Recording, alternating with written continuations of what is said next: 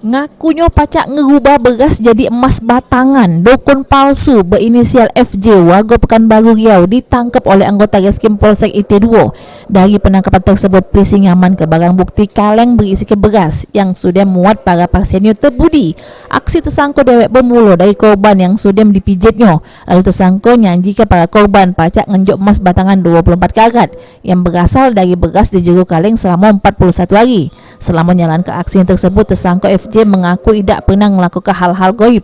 Namun para korban sudah tergiur karena dijanjikan emas batangan oleh dirinya. Pertama saya melakukan record kayak gitu, mereka minta urut dengan saya. Urut. Terus?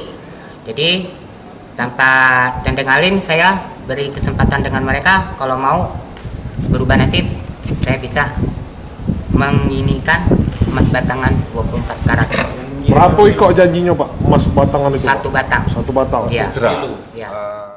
Dari aksi tersangka, setidaknya sudah ada 4 uang yang terbudi, di mana total kerugiannya sebesar 5 juta rupiah.